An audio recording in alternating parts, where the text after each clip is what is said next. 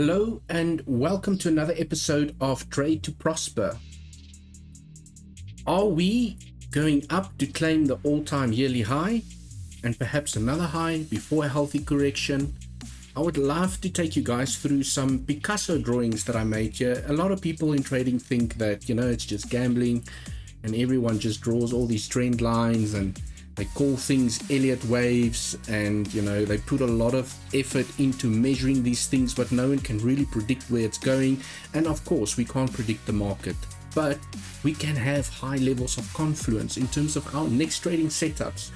So today I want to discuss what are some of the levels that I'm watching. I want to take you through my Picasso drawings, scenario 1, scenario 2, and scenario 3. Let's see where this takes us and where are the invalidations. Are we going to claim the high? Are we going to break down? What are the key levels that I'm watching? Let's perhaps also dive into a little bit of the CVD. For those of you that don't know CVD, it's one of the best indicators in my personal opinion. And let's get into the price of Bitcoin here. So let's get serious. And there seems to be always be a frog in my throat as soon as I go live and start streaming. So let's take all the scribble out the way and dive into scenario number 1. Okay, so in this scenario, what you can see from this the 11th of September, I've drawn this Elliot Wave structure, and nothing can be predicted, and that is why I have 3 scenarios. So at the moment, this scenario is still in play unless it gets invalidated. And let me show you what will invalidate the scenario, which will then activate scenario 2. And if scenario 2 gets invalidated, that will inactivate scenario number 3. Okay, cool. And so we go on. And as always, I don't trade Elliot Waves per se. I use it as another layer of confluence, and it also gives me some nice targets in terms of when I do enter a trade, where's my potential profit taking areas, how far can we go, how low can we go, depending on whether you're shorting or longing. Okay, so scenario number 1. So from the, what did I say, 11th of September, it looks like we've made a little number 1 wave here and a nice little expansive wave to the upside. Okay, and if you take a fib extension from the bottom of 1 to the top, to the bottom, we had nice consolidation below the 4618, smashing through all the 618 levels, which are generally common 3-wave targets. Okay, and once we got here and we smashed through the 4618, and I can go put on the 5618 and the 6618, which would actually be interesting. I'm not going to do that right now, but chances are we most probably here tapping the 6618. And if anyone just want to write in the comments down below, which level did we hit there? But yeah, those are common 3-wave targets. But let's entertain the scenario and say, what if we still need to make the 5th wave? Okay, from where we are now when we make this low. So potentially a 1, 2, 3, 4, and now we're finding momentum to the upside. And for that, we need to take the brushes out the way and just go on to the 1 hour. Let's zoom in a little bit here. Okay, cool. Just take this out the way. And this is pure education. So let's do this together and I'll show you what am I looking at right here. So I kind of see this as a corrective structure, and I'm counting my Elliot Waves from here. And nothing is ever perfect. I don't know everything about Elliot Waves, but I feel I know enough to give me a sense of levels and directions. Elliot Wave theory is extremely complex and difficult to learn, and I'm still learning, but it's also interesting to see where it could end up and where could the possible impulsive waves take us either to the upside or to the downside. So this structure that I have here, and let me I want to open this little thingy here, and I just want to remove. It's always such a mission, to try and figure out which one is which. But nevertheless, we have this little trend line. Let me switch on my trend lines. Okay, couple of trends, couple of scenarios here. So what I'm seeing in this scenario is to say, okay, we made a wave 1, 2, 3. ABC correction to the downside, which is the end of 4, and we're potentially now going to make a 5th wave. Okay, the invalidation of this scenario is if I take a fib from number 2 to the top of number 3, okay, because I take this B wave as an expanded B wave, okay, and I just drag it across. You'll also notice on most exchanges we did not make a higher high there. We actually made a lower high over there. So I'll rather take that as a B expanded wave. And for those that got lower levels, a B has many targets, you know, the 5, 50%, 618. So all makes sense in this scenario. For bullish momentum to remain to the upside, I don't want us to hit the 618. Okay, a 618 for a fourth wave is usually for me an invalidation for continuation to the upside from an impulsive perspective. Okay, here you can see we had some consolidation above the 382, which is also a common 4-wave target, and then we wicked into this 50% fib level, not touching the 618 as yet, and that is why this scenario for me is still valid. Okay, so as long as we do not go down to the 618, I really like this scenario. The other thing that I'm watching here is to say then, well, let's take all of the scribble out the way, even remove the trend lines, and if this is an impulsive wave now to the downside, let's say for argument's sake we've completed this Elliot wave, we're not making a fifth wave to the upside, this is corrective, then you basically what you want to see then is impulses to the downside. So this then becomes your 1, 2, 3, and we are now busy with the fourth wave to the upside. So depending on how high this is going to go, that will be your fourth wave for a final 5 to the downside, which then touches the 618 and confirms impulses to the downside and corrective structures to the upside. Okay, so quick trick that I've just used is you take your pivot from number 2 to the low of 3 and you just drag it across, is to say that, well, if we hit the 618, then this impulse to the downside is invalidated, and any correction to the any downside price action actually is corrective at the moment. Okay, so this is still a scenario if we do not hit the 618, and we are already at the 50% fib level. So you ideally want us to turn around there. So what levels of confluence do we have there? Okay, let me take my scribble out the way. Wow, I just added some scribble. Let me do this again. Take the scribble out the way, delete the brush, delete the fib. Let's go on to, where is my today?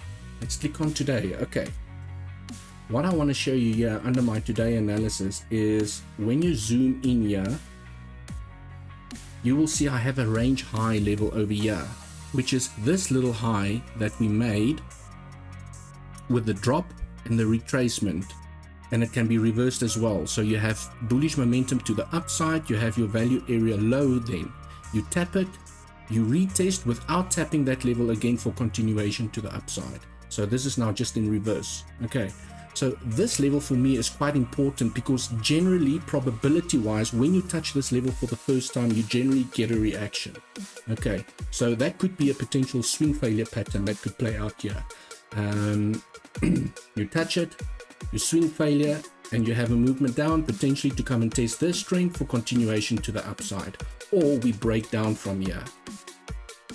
But based on what I've just told you with Elliot wave theory and the fourth wave, is if I take a fib from the top to the bottom over here, if we swing failure from this range high level that I have here, it could mean that we are invalidating the impulses to the downside, and we would, if we do SFP from this level, find strength as from a retest perspective for continuation to the upside.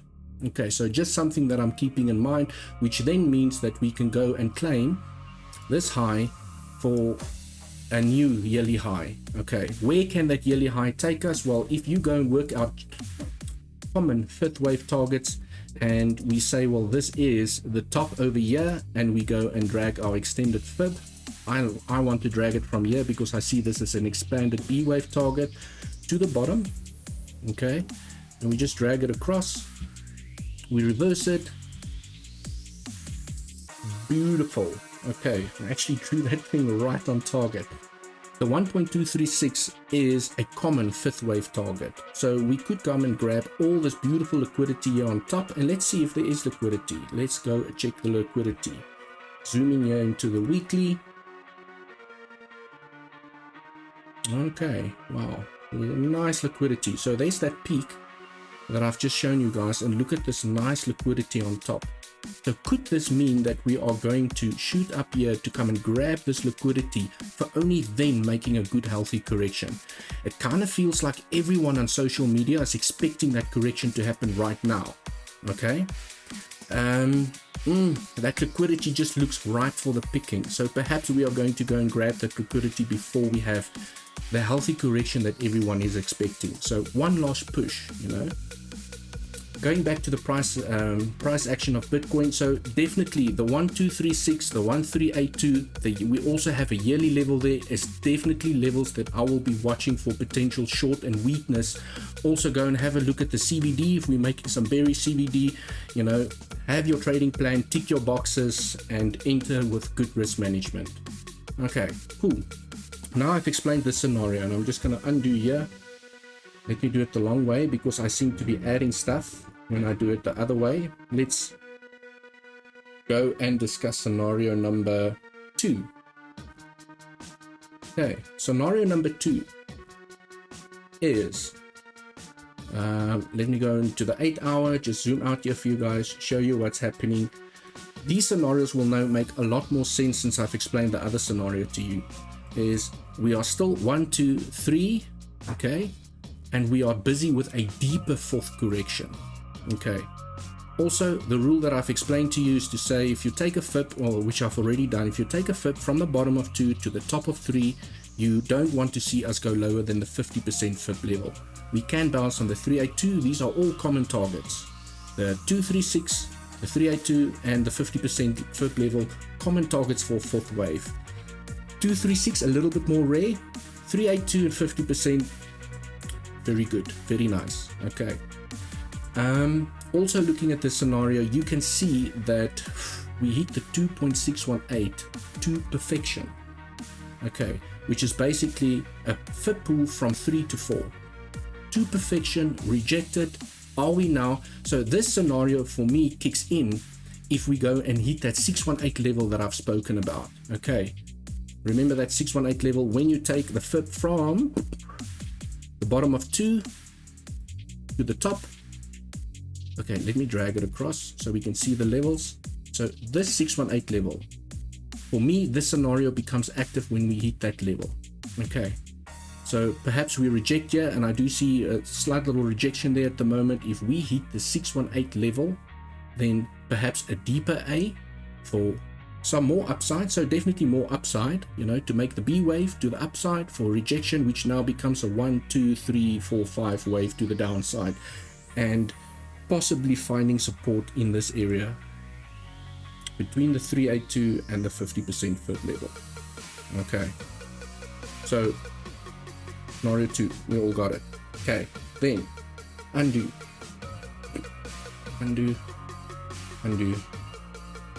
hide. Scenario number 3. Okay, scenario number 3, a little bit simpler, I suppose. Take the pen out.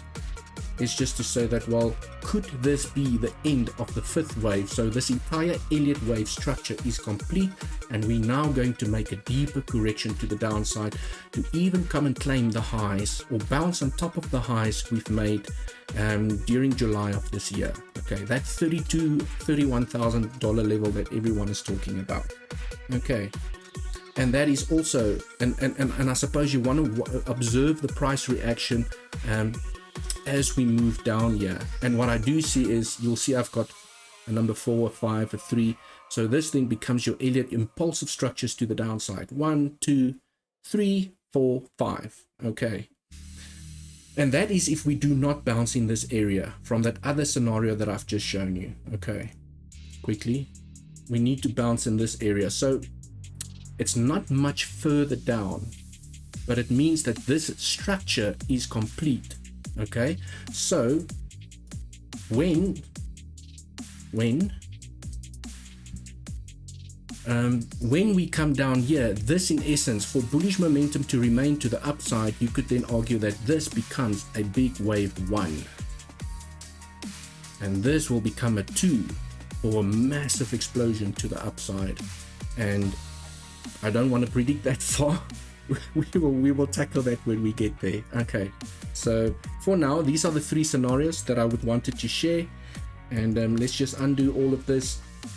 I think I have tackled my today analysis, is to say that this range high for me is very important. Are we going to successfully break through? If I go into the 1 hour here and switch on some daily levels, and even put on a monthly level there, show some trend lines, now it becomes really messy, and that is why I use this object tree to store all my stuff, so that I don't have everything on the chart the whole time, just to keep things nice and simple. So how I've been tracking this momentum, pure education from my side, is to say that, well, you have this downsloping trend, and now we have broken through. I wanted to catch this breakout before it happened, so I had this momentum trend line to the downside, and I bought in here with my stop below the low. And now what I've done is I've moved my stop to break even. So for me now, this is a risk-free trade. Awesome.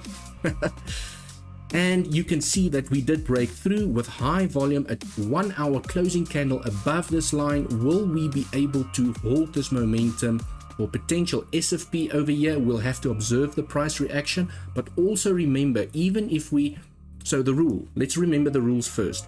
If we SFP from here, failing to break out, we could expect lower, scenario number 1, for a possible retest in this area, for then continuation and even breaking this potential bump and run scenario. Okay, bump and run, touch 1, touch 2, massive dump or bump, massive bump, and now we're waiting for the run scenario to the upside. But we also still have